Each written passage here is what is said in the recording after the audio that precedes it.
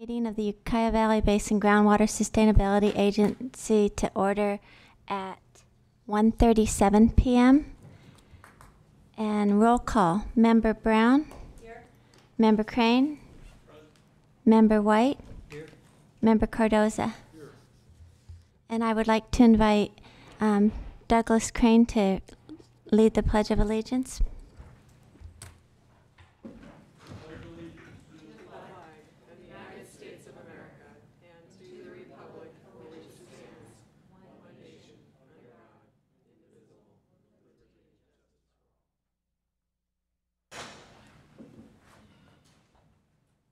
Okay, agenda item 3A, discussion and possible appointment of tribal stakeholder director and alternate director seat and agricultural stakeholder director and alternate director seat. I would like to ask Ms. Sarah Duquette, Deputy Chief Executive Officer, to introduce this item, please. Sarah Duquette, Mendocino County.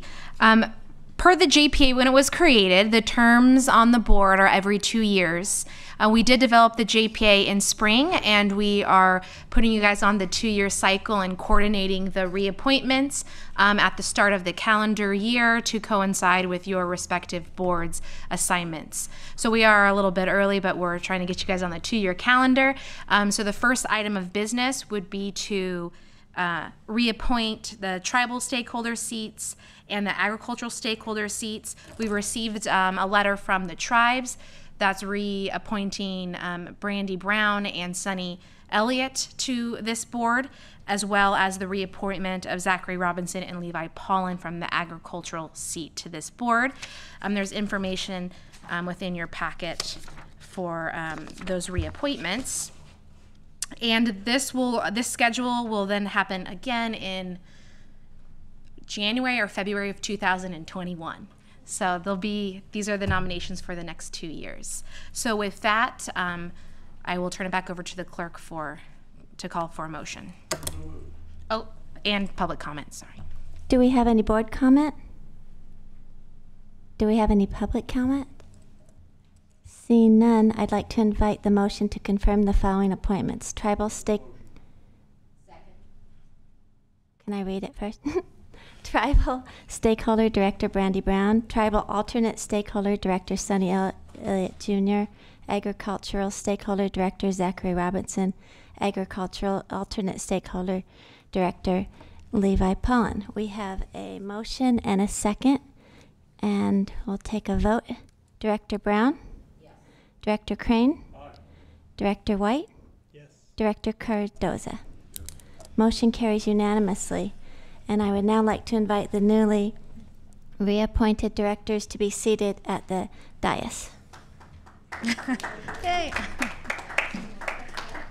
Shouldn't there be bubbly or something? Woo-woo. So high.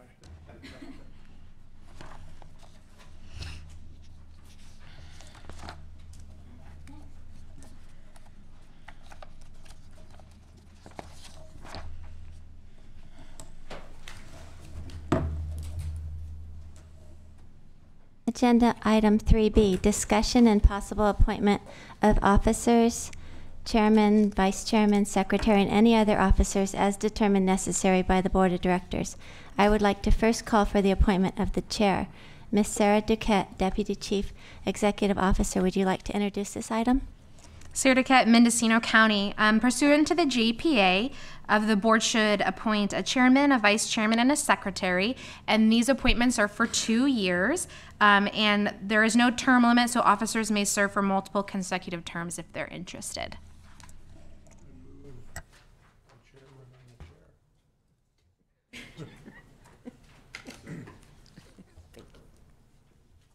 Okay, we have a motion and a second.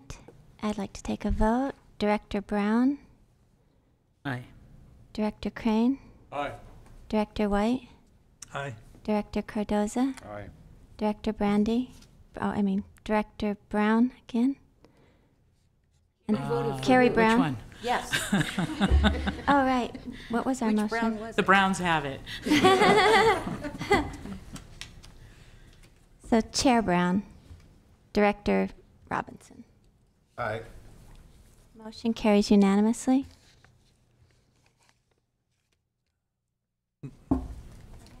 Okay. Oh, that's right. I got to conduct the meeting now.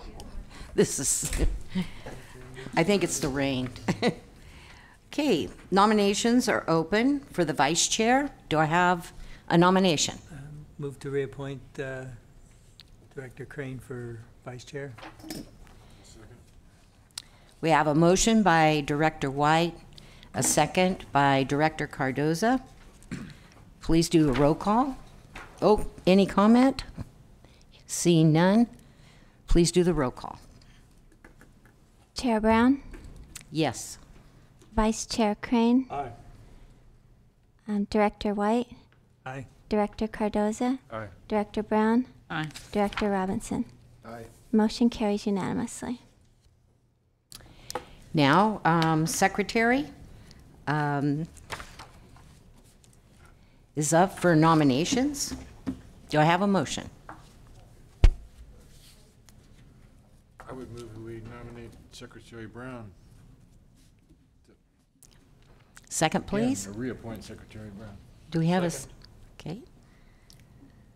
We've got a motion by Director Cardoza to appoint Brandy Brown, Director Brown, as our secretary. A second by Vice Chair Crane. Any comment? Please do the roll call. Chair Brown, Yes. Vice Chair Crane, Aye. Director White, Aye. Director Cardoza, Aye. Director Brown, Aye. Director Robinson. Aye.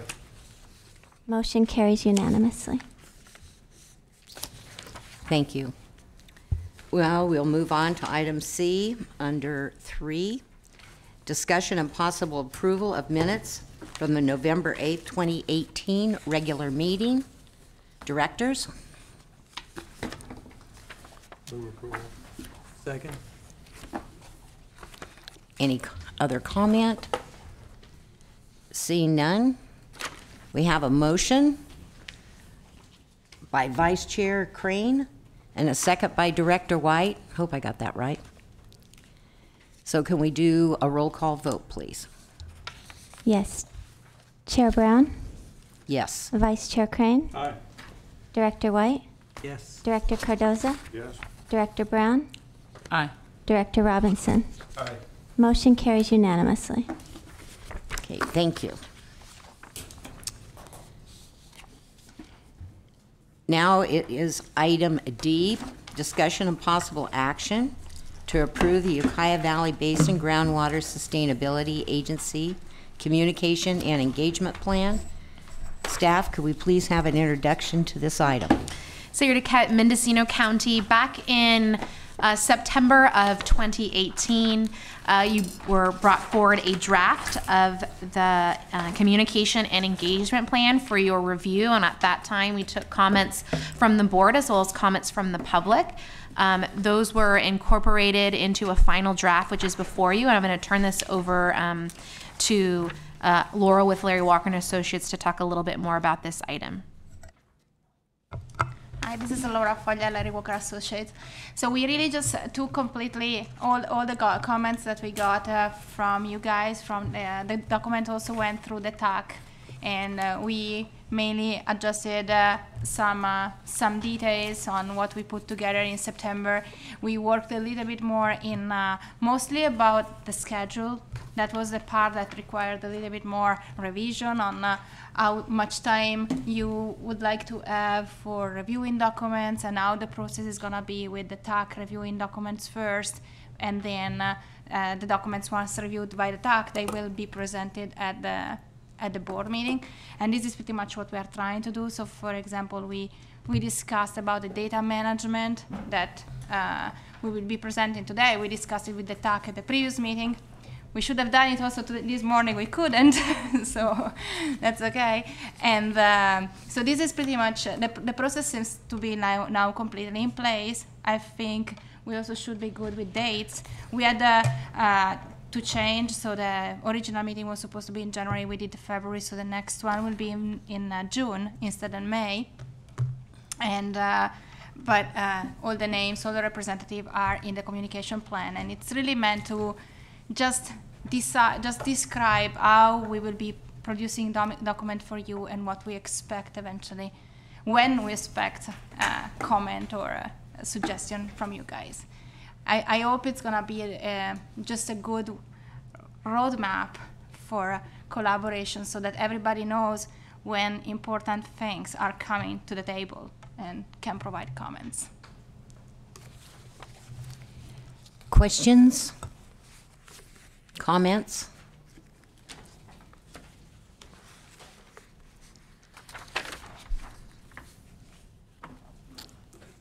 Hang on just 1 minute.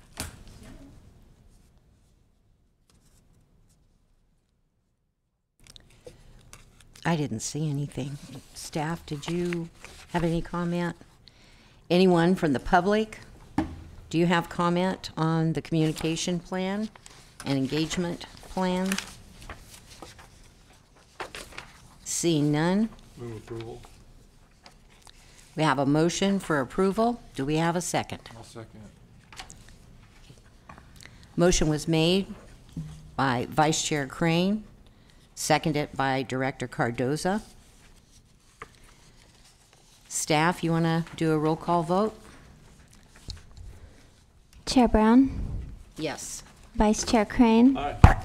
Director White, Yes. Director Cardoza, Yes? Director Brown, Yeah. Director Robinson. Yes. Motion carries unanimously. Okay. Next up, there will be a presentation, now that we got the PowerPoint working.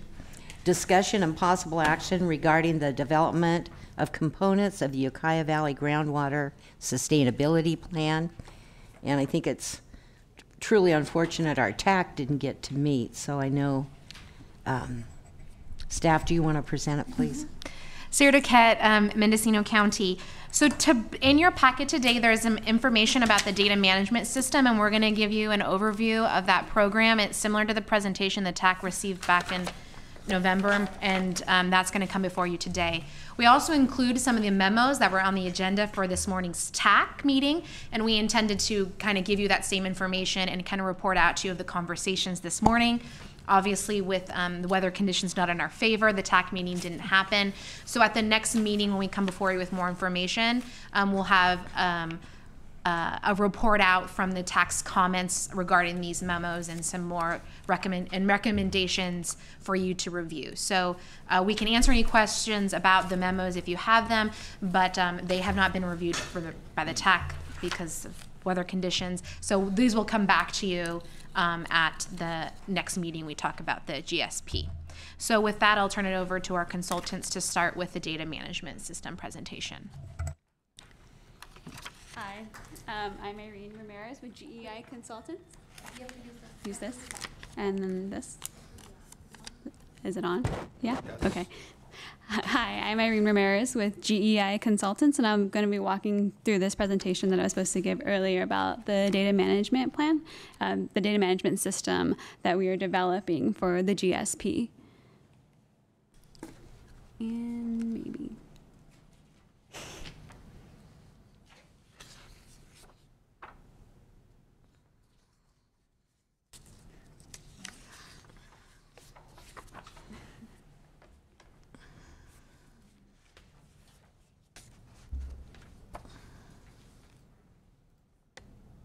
I'll just click through.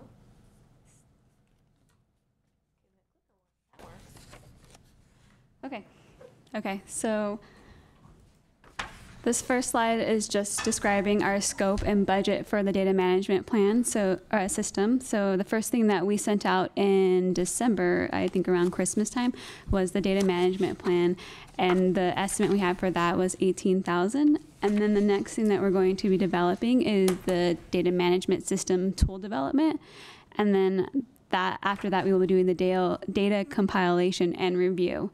And on the left is a little diagram of how the data management system will be developed and brought into a Access database system.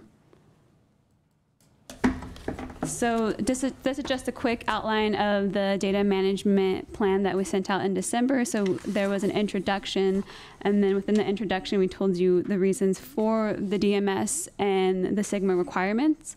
And then the next chapter was, or section was the data management during GSP development. So what are the data needs? What is the design of the data management system? And how was the data going to be uploaded and imported into the data management tool? And then the last section is the data management system selection. So are we going to go with a desktop application or a web tool application? So I'm going to kind of walk through the plan in the next slides. So just to remind you from the last presentation, the GSP regulations state that each agency shall develop and maintain a data management system that is capable of storing and reporting information relevant to the development or implementation of the plan and monitoring of the basin. And the monitoring data shall be stored in the data management system developed pursuant to section 352.6 above. A copy of the monitoring data shall be included in the annual report and submitted electronically on forms provided by the department. And then additionally, well information used to develop the basin settings shall be maintained in the agency data management system.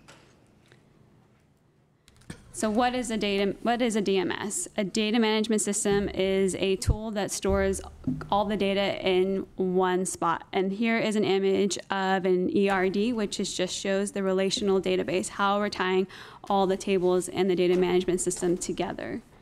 Within this data management system, we have 4 categories of tables. So we have our main tables, which are going to contain our well and site info details.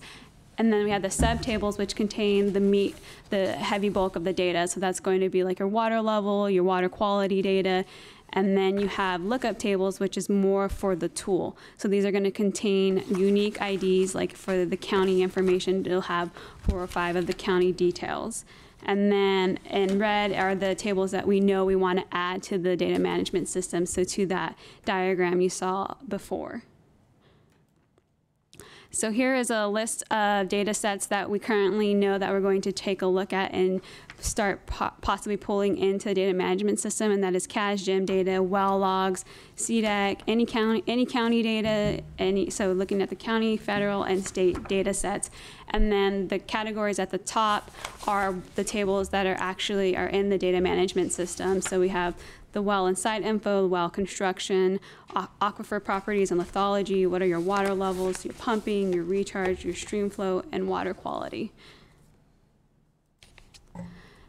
And the data import process is just going to be collecting all this data, compiling it together, and then putting it into a simple format that we can then do a quick QA/QC of the data, making sure that it can be pulled into the data management system, and then it will be uploaded with a tool that we have where you just push of a button and this Excel spreadsheet will be pulled in. So this was questions on the plan, which I don't think anybody has read yet, correct? Okay. Oh. Vice Chair Crane. The water quality is the last item? Mm-hmm. Is that it's the way not sequential. Somebody else's form is set up, or? It's not sequential, so if I can go back. It seems that water quality would be one of the most important things to understand. Right, so the way that table is laid out, it's not stating that we're going to go through each of the columns in a sequential order. It's more of, this is the list of tables we have available that we're going to be pulling data in for. So one thing we could focus on is water quality as one of our main data sets.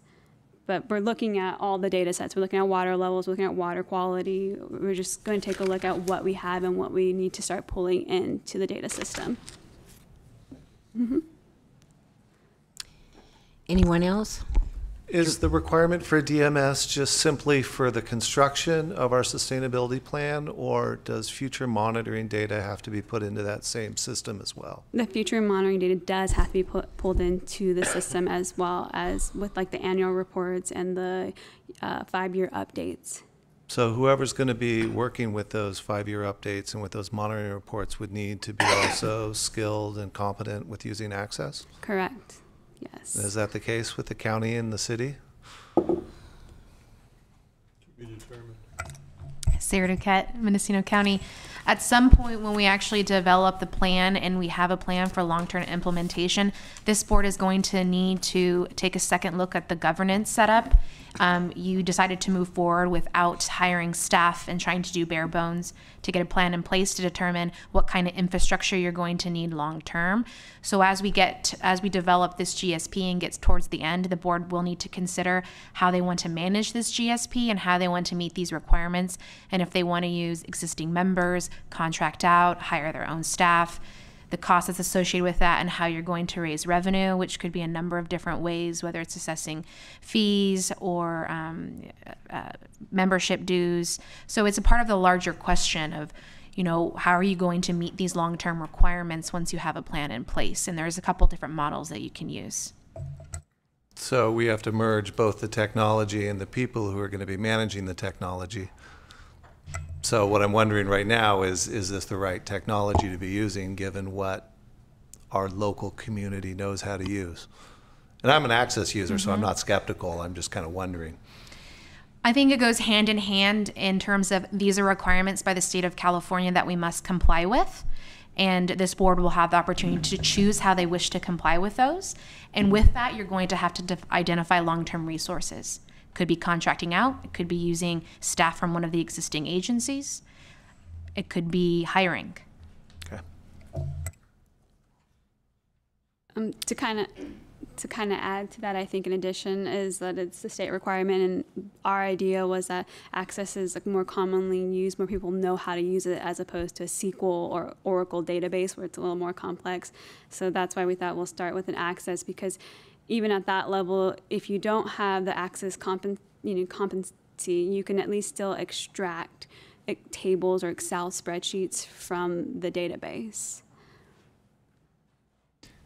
And will the public have access to all of this through a web interface, or is it a little more restricted than that? It's, as of right now, it's more restricted, so that there is no web interface with our current budget, which is going to be my next slides.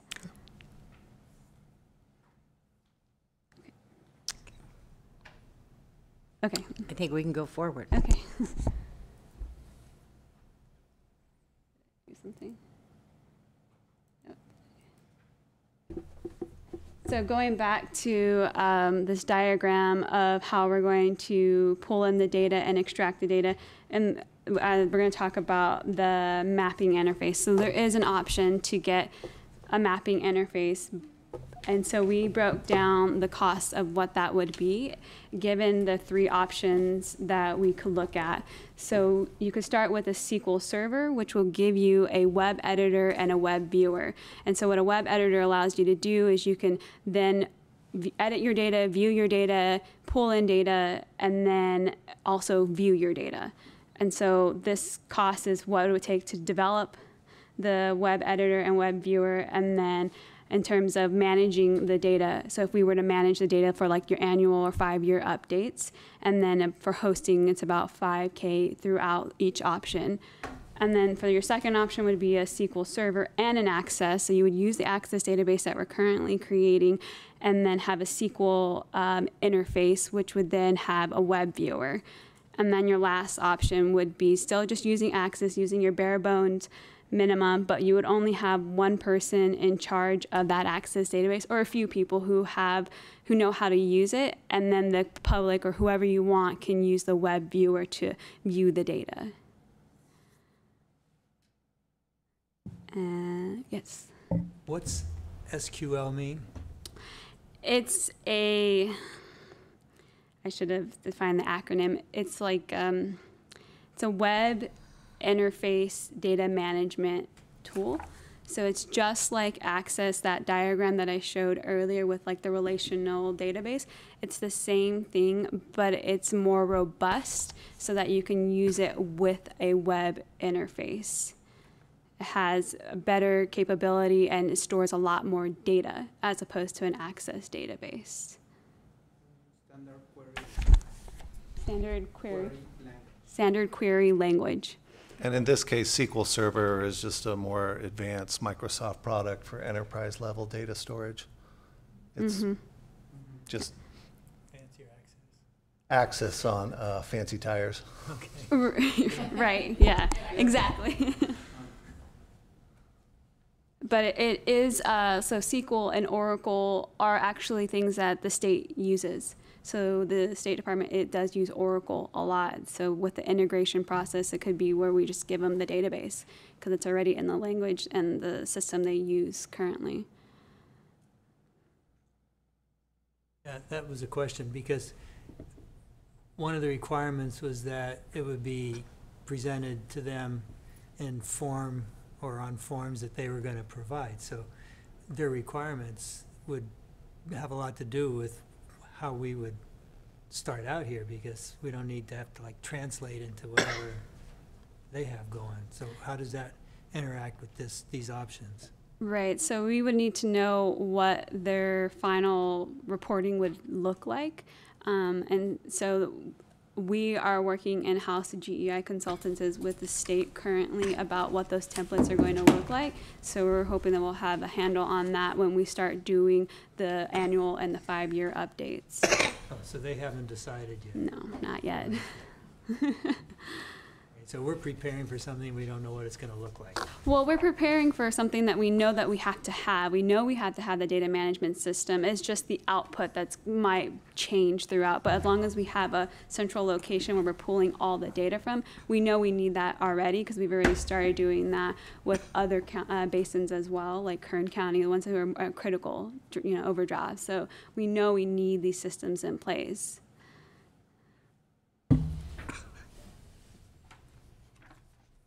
And so that's the end of my presentation. Is there any other questions? Vice Chair Crane. As long as it winds up being compatible with what it has to speak with,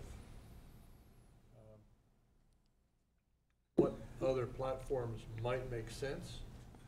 And presuming, let's say it's this platform or some other, is there any advantage to acquiring it all at once or acquiring it in steps as it becomes capable of providing useful information? Right. I think that there isn't an advantage of pulling it all at once right now. I think doing step by step, especially since we're still waiting on the state to give us final, what is the template going to look like? What do we need to actually provide to them? So that's why doing this first little step of creating this database system and getting all the data that we can into it is a good first step. But then going forward, when you have to start doing monitoring of the data and things of that nature, then when we have more information on that, then that's when you might want to go to a web tool because then that would allow other people to view the data and maybe even have some editing the data if you want them to have those rights within the web page. So the web page is just an easier tool for people to view and look at and edit without having to look at any of the back end. Considering the amount of data that I perceive we're going to be dealing with, it's not huge. Okay. Does it warrant such a robust system? Does it warrant a server per se, or is there room on one of the agency's system to host some portion of this? I mean, and that's an option as well as having the agency host the information and then having, you don't need the web viewer. It's more, again, it's just supposed to be something just to easier access to view the information. But you can easily just put the access database on the counties, with somebody at the county and they would maintain it with no hosting necessary. Was that an offer by the city of Ukiah to host the access database? I am in no position to speak for them in that regard, but I want to explore what's possible. Can I add something? In other GSA, what we at the end we decided to do is to start developing the database in these 3 years, just thinking of what it's really needed, and this is exactly what we are planning to do here, and still give the GSA time to decide what they want to do in 3 years from now. If they want to just have, if they really like the idea of having a web viewer and a web database, and somebody's thinking of hiring new people at the county that eventually can take care of that, or at the same way we said, if you decide that you don't want any of this, in 3 years we can give you the hard drive with all the data, and that has basically no cost. So it's kind of, I think it's good to get started and see how the system works. And you in a sense, you still have 3 years for making the final decision on how you really want it to look like on the long term. So probably it's good to take the time to think about all the options and see what's the real interest of the board. Is this proposed system something that would be easy for you and your staff to work with? Yeah, no, we are working together with them. So basically, the data will be we already, obviously, because we developed already part of the model, we already collected the data, and Irene is coordinating so that we are just preparing the data so that they are ready to get into the database. So we will have to use it. That's right. Yes, that's for sure. Yep. What platform, what software are you utilizing?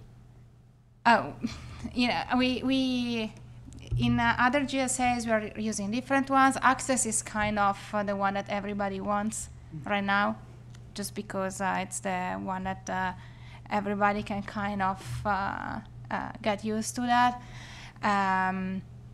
We have an example of using an Amazon server with a free GIS database, but that was an option because the county there asked us to use something free, and the people, they wanted to use to see a map, at least the people in the board.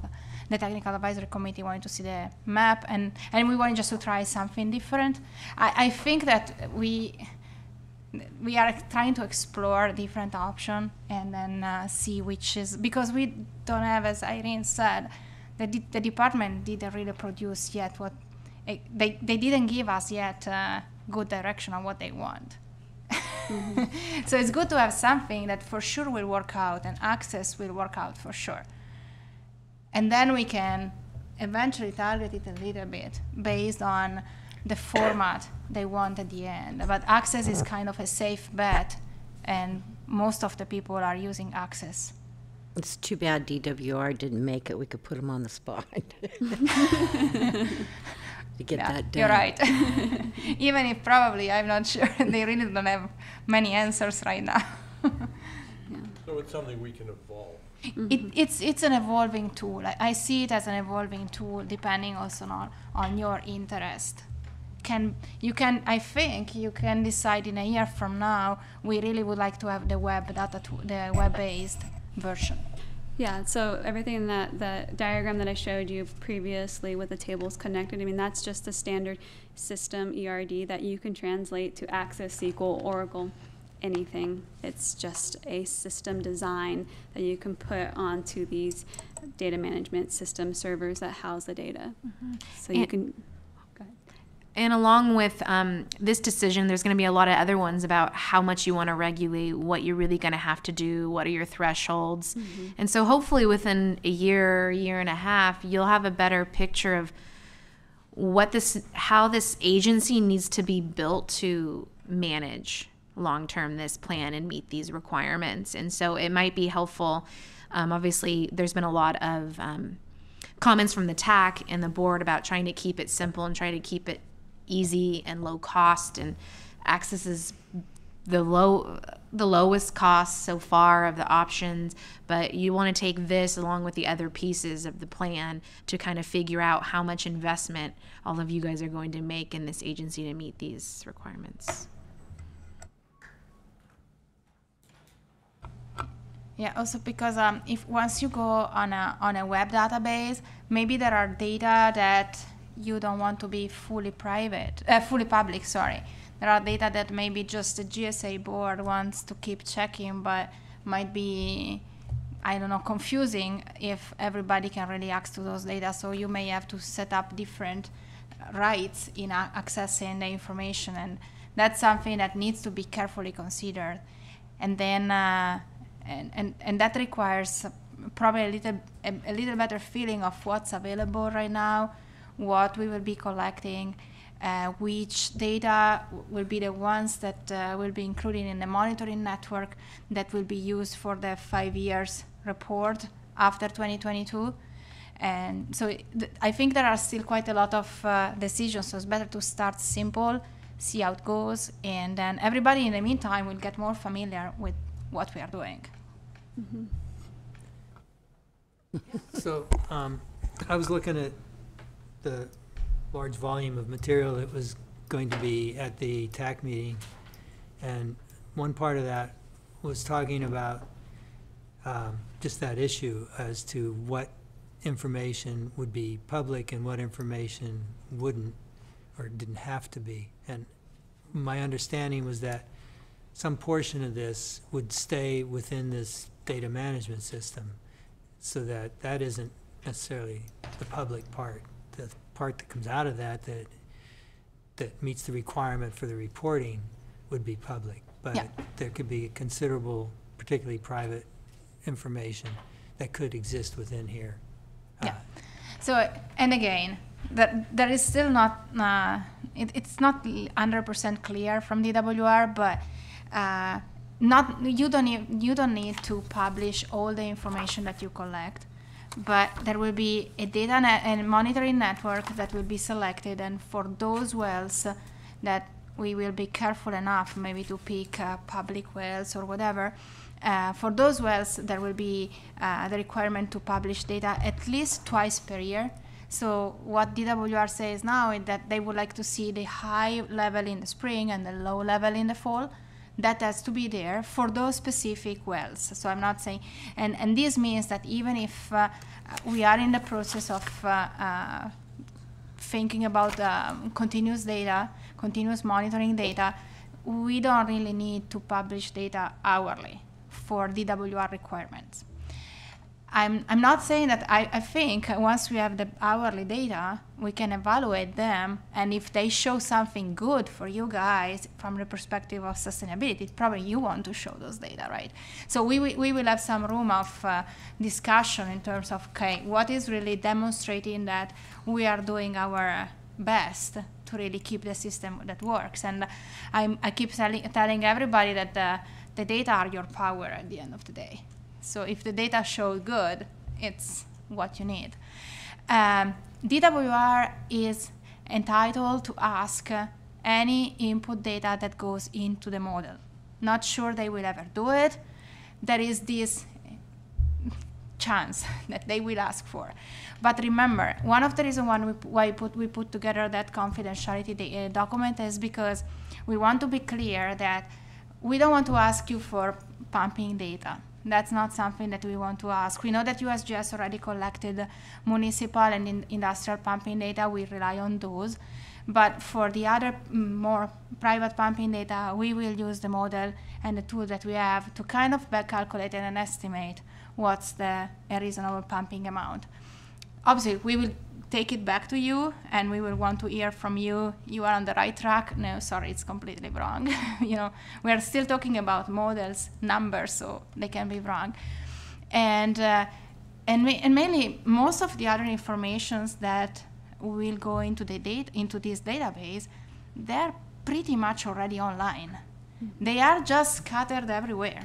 But it's not that they are not online. I mean, we will have to include all the water budget information for surface water, like precipitation, stream flow. You know, USGS is measuring the stream flows. There are a few gauges here and there. Precipitation are measured. And the well logs are all public already, because they are published by DWR. I guess maybe some are still missing, but I think for Ukiah Valley we found about 3,000, something like that. So it's not that we will be publishing something which is not already online. So the goal of our document was really to try to bring people to just some kind of confidence that there will not be really many data that are not already available that can be provided. The water level data, as I said, it will be good for us to have this continuous data. It will help us making a better model and making better planning. But DWR requires for 2 numbers per year. So, which is very different. Because, you know, with the high in the spring and the low in the fall, you don't really see any pumping, you don't see anything. And we will be careful enough that if you give us information for your specific wells because you feel like you want to give it to us, there will be an acronym. We don't want to have names on these wells, obviously. And also, they will not be on the exact location. They will be within a numerical grid cell of the model. So they will be within either the 300 meter by 300 meter of USGS or the 100 by 100 that we are doing right now.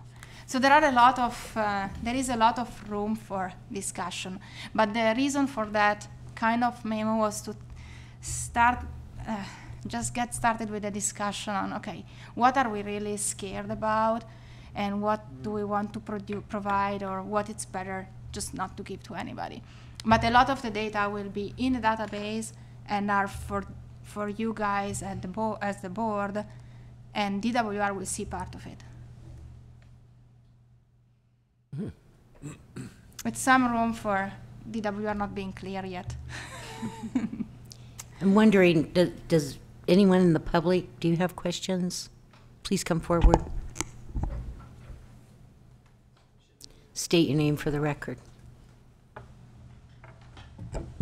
Devin Jones, Mendocino County Farm Bureau. I think I'm looking at the right attachment here, so correct me if I'm wrong.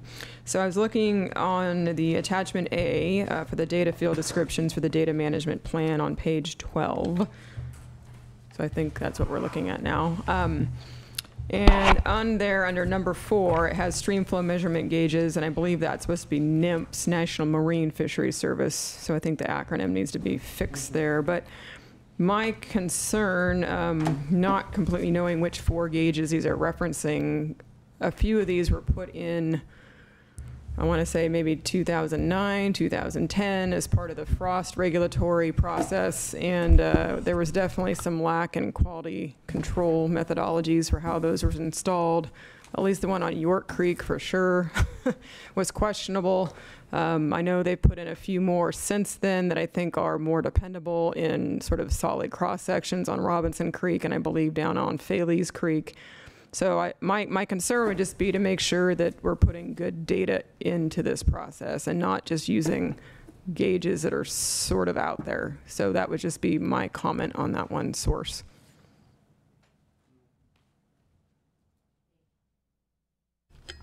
Anyone else? Sean? Mike?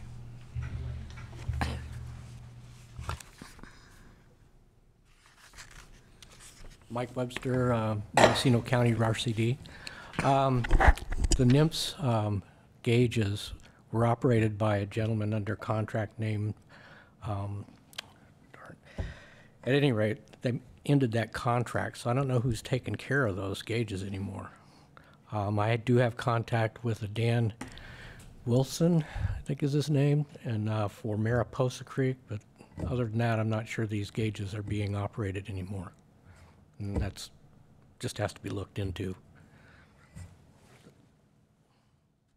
Also on those gauges, I think all they ever showed was stage. I don't think that's of any use, is it? We can still use it, but that's one of the problems. Some of them, they had a rating curve, and so I think we really need to gather from you guys some perspective, and that's what we discussed a lot about how important it is for our model to get probably the surface water even more than the groundwater at this point. And so we will come forward once we start.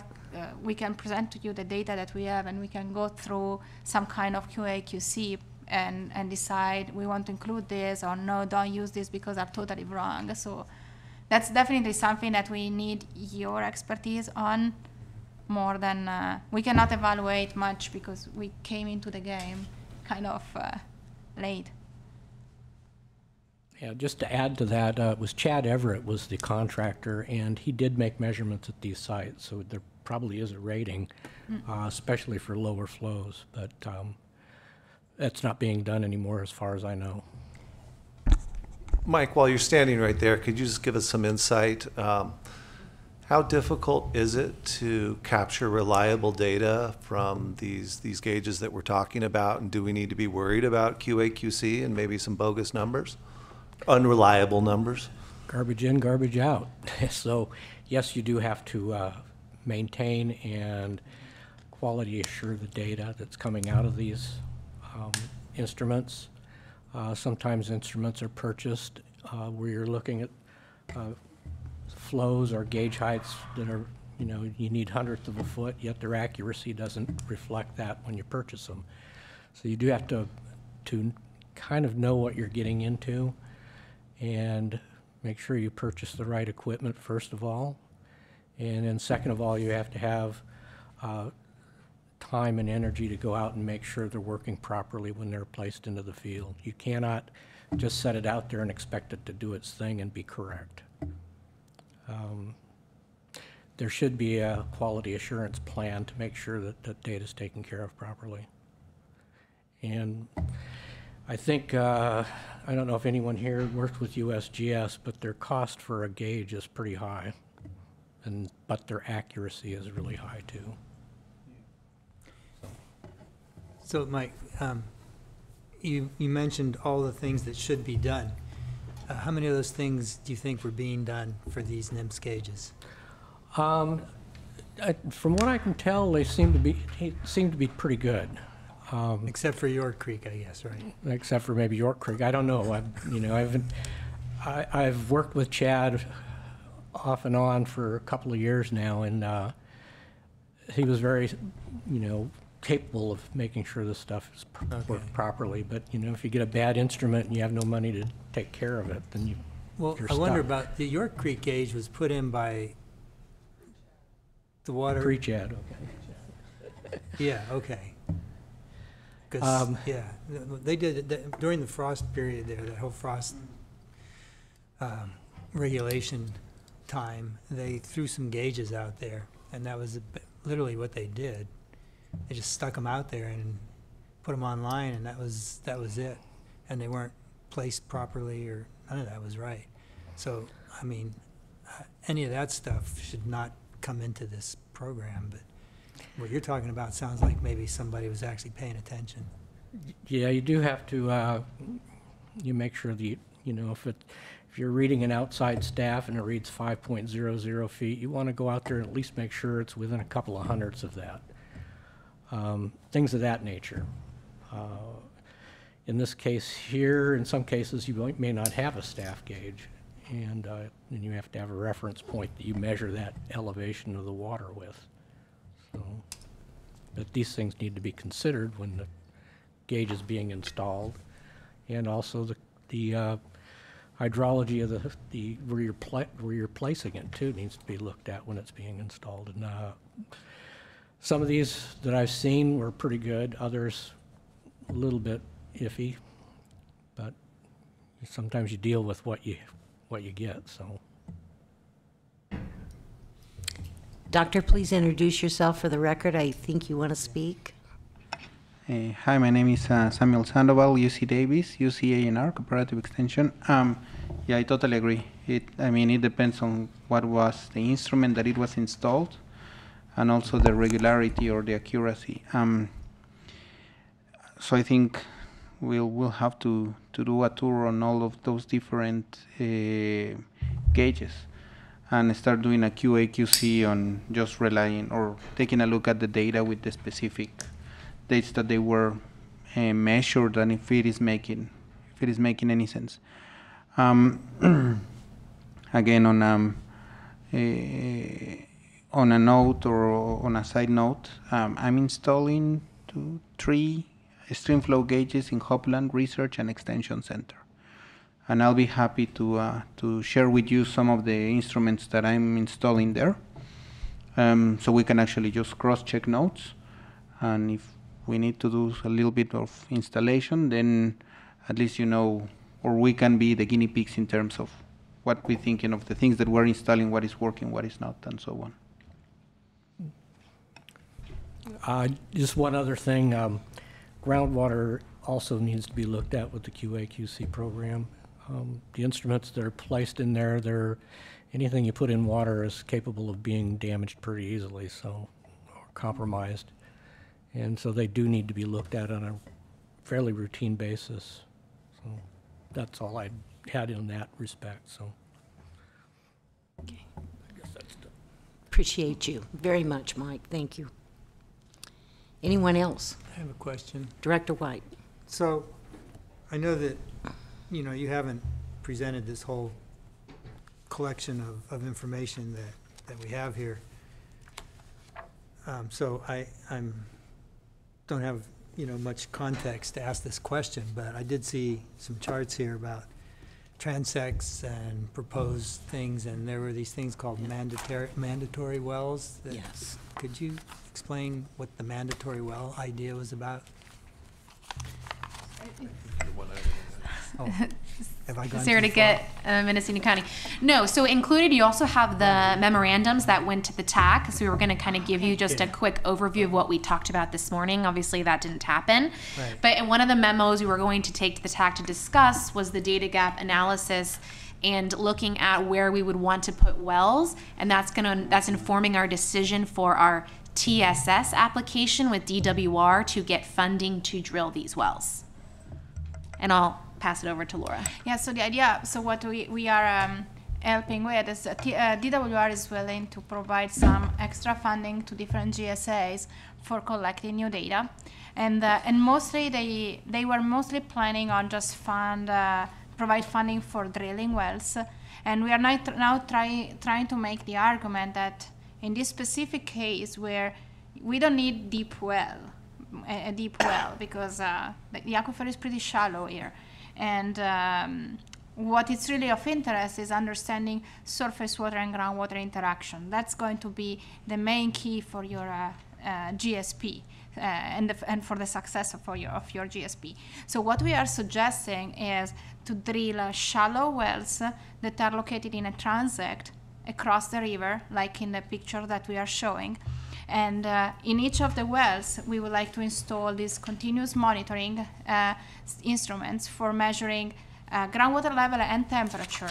And because both level and temperature are important, because as soon as it's more river water contributing, the temperature goes up, and if it's more groundwater, the temperature stays cooler. So we want to have both, and we want to have the instrument moving away from the river, so we can really see what's the, let's say, like in a flood like today, how quickly is the aquifer responding to a lot of water in the river. So, and the only way to get this type of information is with continuous data. So we were really thinking about hourly measurements. So what we did is we tried to develop, I think, 3 different transects for 4, 4, and 3 wells, or 4, 4, and 4. And we also try to look at just public land where these wells can be drilled and can be instrumented. And obviously these wells that are going to be nicely and paid by DWR, this needs to be included in your GSP work, because they are paying for that. So for whatever they pay for, they would like to have all the data publicly available. So that's why we made an effort to evaluate the transects in a way that we were just hitting public land. So nobody is going to be affected from the private perspective. Does the GSP have to be complete before this grant can be accessed? Hopefully not. I hope not. Sarah Duquette, Mendocino County. We've been working with DWR and on, at first we need this information, and we need a little bit more information. And so we're at the tail end of working out the final details we need to give for them to essentially bless this project and then work with us on where we drill it. The goal would be to get these to get the application tentatively approved, work with them on the details, and then once they kind of approve the concept, we can then do the land agreements with the public agencies. I think some of it's city land, some of it's county. I think one of them is the school district. I think one of them is one of your agencies. So hopefully we'll get a tentative yes or no in the next few months if this is if I deep agree. doors, I hope even sooner. yeah, if it's going to be a yes. Because actually they already gave us the approval for the first idea. So they liked the first idea, and I said yes, because the first approach was to provide them with a kind of just general understanding of what we would like to do, and they approved that. And then once they approved that, they asked us to put together more detailed information. So we are at the second level already. Then, you never know the state how quickly really reacts. Also because, unfortunately, they still need to give priorities to overdrafted basins. So first they will drill down there, and then they will come up. And what I heard is that because Sonoma County is asking for exactly the same thing, maybe they can send the driller out once and do the entire valley. That's a hope. Okay, thank you. Welcome. Just one comment, and again, just to reiterate what Laura is mentioning. I mean, here we're talking about surface water, groundwater interactions. So it is important that have the monitoring wells there. And it's also quite convenient that he's not coming out of your funds. So I think that's really good, and that's a way also to provide some proof that you're managing your groundwater well.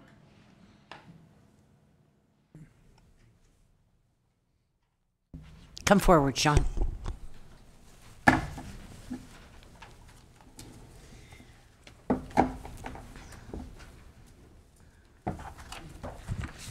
Yeah, Sean White, City of Ukiah. Sam or Laura, I was kind of wondering, you made this comment that the aquifer is shallow, and we certainly have a shallow aquifer, but if you look at like most of the e-logs from the city's deeper wells, there are actually a number of them. And I think most people around here sort of have already experienced groundwater surface water interactions with wells in the shallow aquifer. It seems like the bigger question are the ones that are tapping deeper aquifers. That's really where our water supply comes from. Do those interact with surface water, which I think is an entirely different question. Some of the city's wells go through 2 aquitards before we have any perforations in our well casings at all. And it would seem like if we were going to inform this plan with, are there groundwater interactions with surface water where water is actually being taken from? And I don't know if you had thought about having like nested piezometers or whatever in those locations so we could see, not just what's happening right on top, but what's actually really happening where the action is, And that was my question. Yeah, and actually, I was not precise. So I said shallow because we had to in some way make a call on what we wanted in terms of service that the DWR could provide, and looking at surface water, groundwater, that just the first cut is say, okay, let's look at shallow groundwater and look how the shallow groundwater interacts with the surface water. Obviously, what we need to get, I totally agree, and we check the data from the wells of the city of Ukiah and how they are. So we may have to get at some point and saying, okay, let's install continuous measurements also in these wells.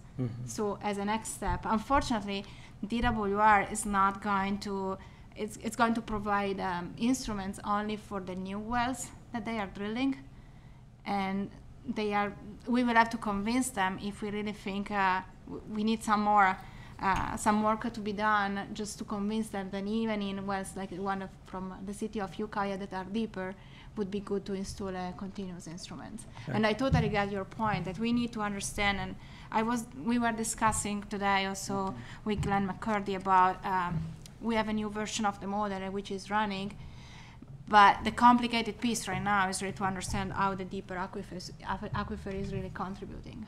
Okay. So, thank you. No, but I totally understand. Thank you. Sean? Yeah. When you say the word shallow, when you say the words deeper, what levels are we talking? Yeah, that's right. So, it's been in my short time at the city. most of the places where the city has a municipal well, they're generally an aquitard somewhere between like 50 and 85 feet, you know, and everything above that, it really is that big bowl of gravel that everyone jabbers about. But at all of our other sites, there's usually at least 2 more before we quit drilling, which is usually around 300 and change, you know, so, and we really saw at well 9 in particular, you know, not only were we accessing different layers of water, we were also accessing different layers of water quality as we went down. Not all layers of that parfait were necessarily delicious. You know, so to me, if we're going to look at really managing this resource for, you know, supply, the shallow one, I don't think is where a lot of the action is. I think a lot of small, you know, lots of small domestics come out of there. I think a number of underflow wells are in there, and they're underflow for the reason we already know. They interact with groundwater. The city's well 3, I think, is a perfect example of that. I think a thing we're going to want to really look at is, you know, is there any interaction between where we're actually taking water from and surface water, which is not shallow. Thanks. Thanks. Come forward, Devin. State your name for the record.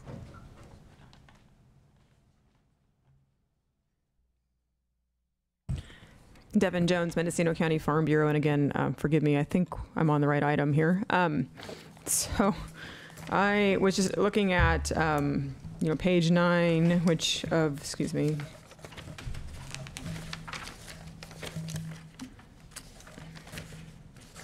of the memorandum for the review of public possible transects, which I think was Sean was just referencing.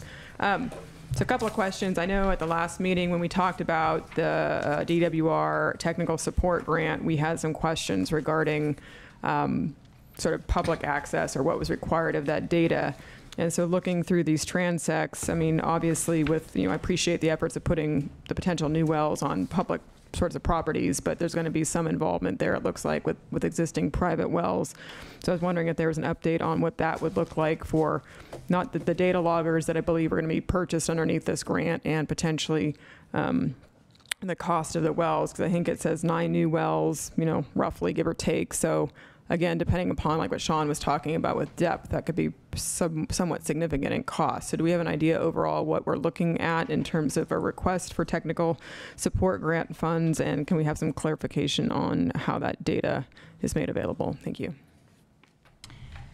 So regarding the cost, basically DWR is not giving to the GSA any money. They are just paying everything up front. So they will have they already contracted with the driller, and the driller will just be drilling wherever.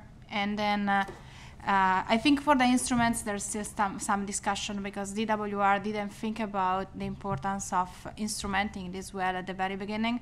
So they are facing this new question right now, because all the basins where one of the key question is surface water groundwater interaction, they are now asking for continuous monitoring. So, and they really didn't consider it up front, because when they put out the TSS service support was mainly for overdrafted basin, where they need to drill wells down at 1,000 feet, which is something that's not what needs to be done here.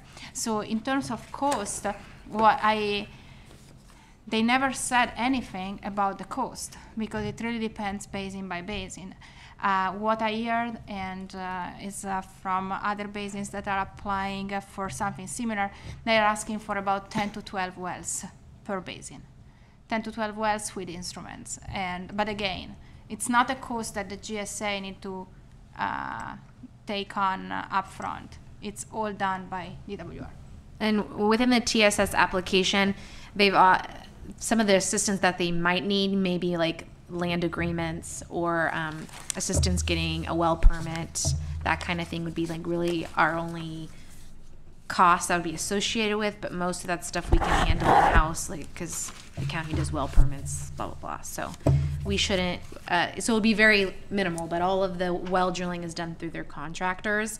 And there are a lot of, I think all of the locations are public except one, And obviously that one's tentative because we would have to reach out to the landowner and there'd have to be a land agreement and all that would have to be negotiated.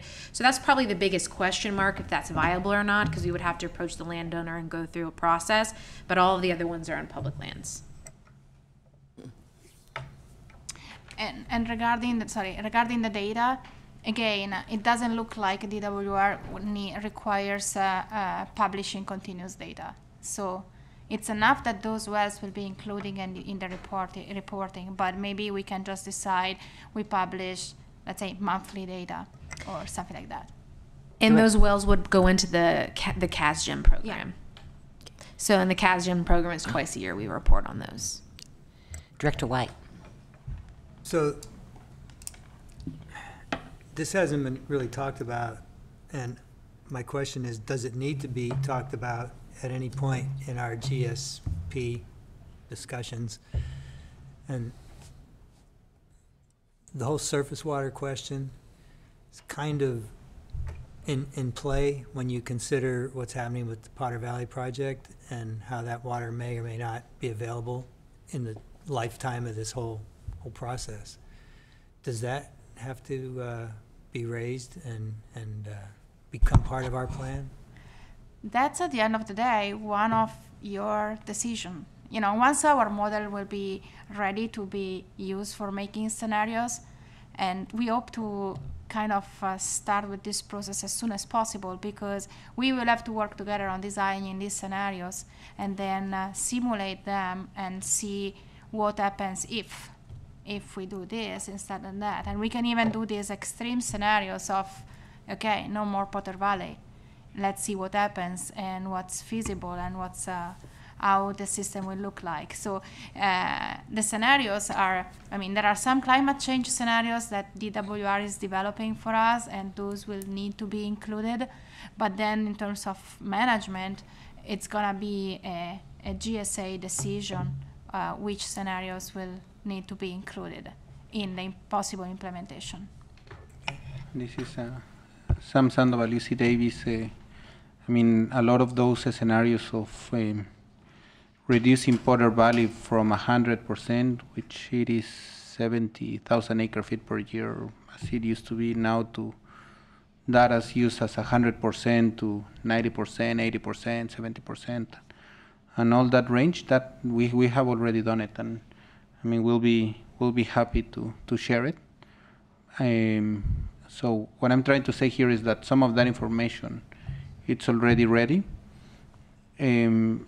But I think here what I'm listening from Laura, and this is not on our decision, is mostly on your decision. Is it this one of the scenarios that you want to explore? Are there any other ones? This is more on your side of defining a list of plausible scenarios. Well, yeah, and I'm interested in that because we're trying to find as many good reasons why that project needs to continue in one form or another. And if a scenario is that it jeopardizes the sustainability of this basin in some way, then I think that's something that shouldn't be overlooked. Again, Sam Sandoval, UC Davis, we talked about this. It will be about a year and a half ago. It was January or February 2017, I would say, in the extension office. I can provide the presentations, the posters, the documentation. During summer, the aquifer is recharged by the river, and the water that is flowing throughout the Russian River, it's primarily coming from Lake Mendocino, which Lake Mendocino in turn, that water released from Lake Mendocino for different purposes, but it can be associated between 60 to 80% of that water coming from Potter Valley. Of course, Mendocino Lake, it provides a nice buffer, but we at that time, during that specific meeting, we mentioned that water from the yield is moved to Potter Valley through storing Lake Mendocino, that ultimately is recharging the aquifer. And that's something that we know it happens, which is recharging the aquifer and is used later for that. So that's already there. That's a fact. Going back to what Laura is mentioning, some of these, so I think these are kind of side conversations. We can provide that for the specific purpose of the GSP. This will be one of the things. Do we want to explore this type of scenarios, this type of strategies, or this what if it's reduced up to a certain point?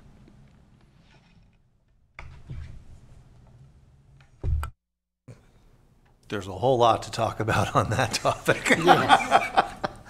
I have two narrower questions. Laura, do you see a downside if we go on record saying we need 9 more monitoring wells and for whatever reason the stars don't align, DWR doesn't choose to fund us? Are we then on the hook for coming up with the money to do 9 new monitoring wells ourselves?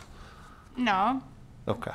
no. I mean, I still hope that if they don't do, so we are asking for about 12, with the idea that maybe they will give us 6 eventually.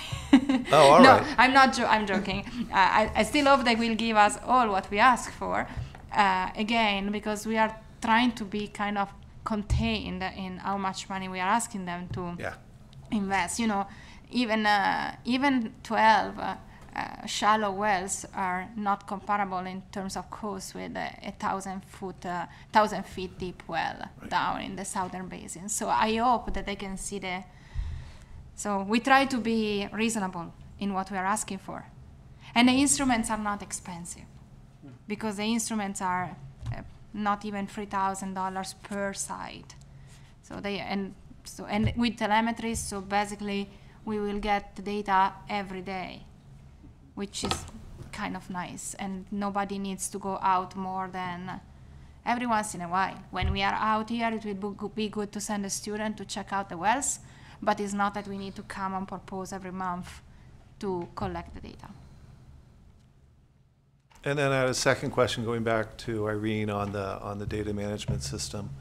How do we include QA/QC in the data import process? What I saw your slides or your papers there. They'll flag data numbers that fall outside an expected range, but you know, if we've got dirty numbers that are within a reasonable range, how would we identify those? Or what might the process look like to flag those?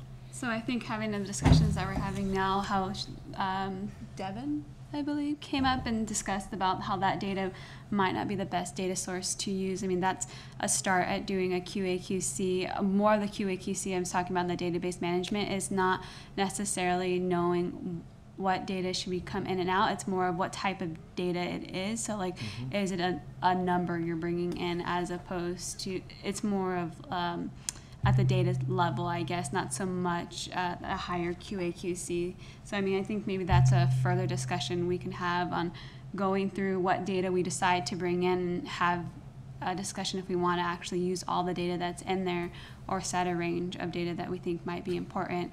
One thing we did with Paso Robles is we did the hydrographs and used that kind of as for the water levels of, is this data accurate? What can we update and change? And that kind of was just looking at Excel spreadsheets of these hydrographs.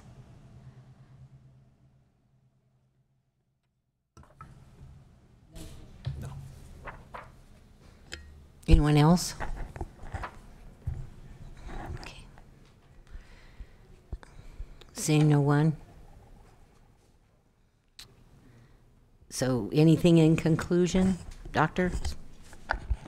Sam Sandoval, UC Davis. For the record, today we spent 5 hours and a half from Davis to Ukiah.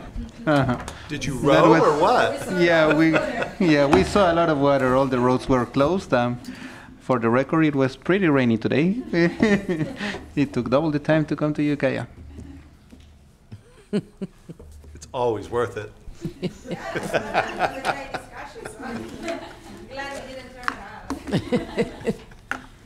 Well, we will have another discussion after our TAC reviews, and so that'll be in June. Or May? Sarah DeKett, Mendocino County. So we're actually going to work on rescheduling the TAC meeting. We know for sure we'll have a meeting to go over elements of the GSP in June for sure. Depending on the TAC, we'll discuss and see if we may want to come back in April to go over that. So for sure there'll be something in June, and then we'll reschedule the TAC and go from there on timing. Also, Sam Sandoval, Lucy Davis, just also for the record, we have an informal discussion with the TAC chair, Glenn McGorty, on the lunch, and it was just to touch base on what are we doing. But even though we don't have a TAC meeting, we just touch base with him today, doing our due diligence. All righty. So we will move forward on our agenda. Thank you very much.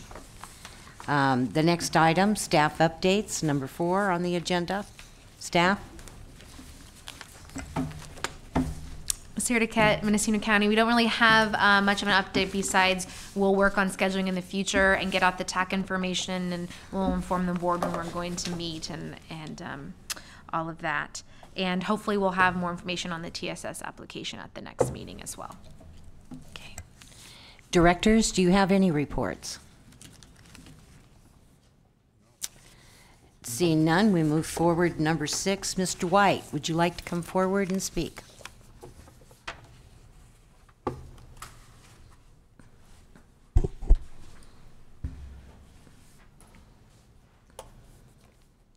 I didn't even raise my hand. How'd you know that?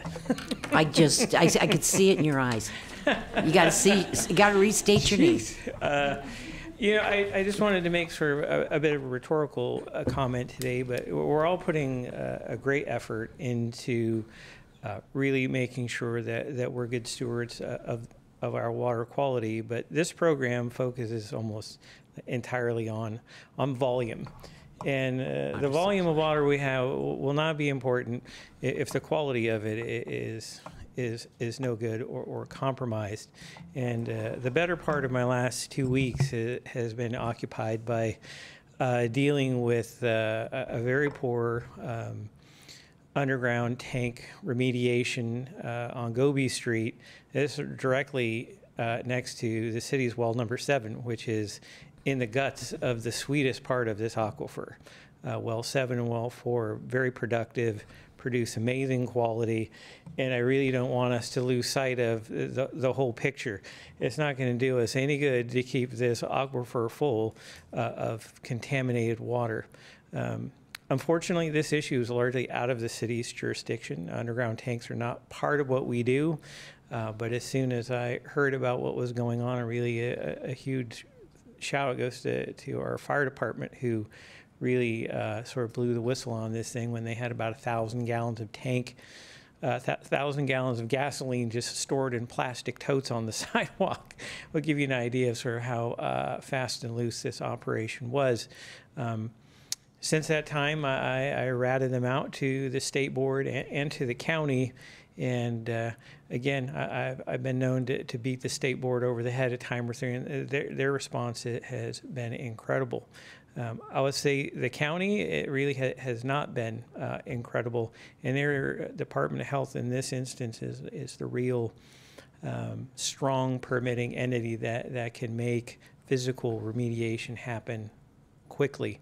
Long and short of it, I'd like to see this site fixed and fixed correctly, and I would love to get some political mojo from the county people that are here to make sure that happens, because it's not going to do us any good to protect this resource only to have it get contaminated.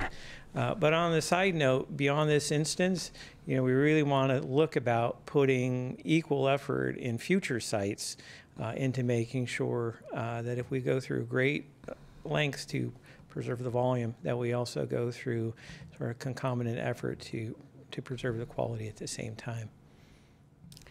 Mr. Kett, do you have those notes? Because our CEO needs to give Mr. White a call, and contact information would be good. Sure. Yes. Well, I'll bring this to the CEO's attention and also contact environmental health. Okay. Thank you very much. Okay, thank you. Anyone else, please come forward.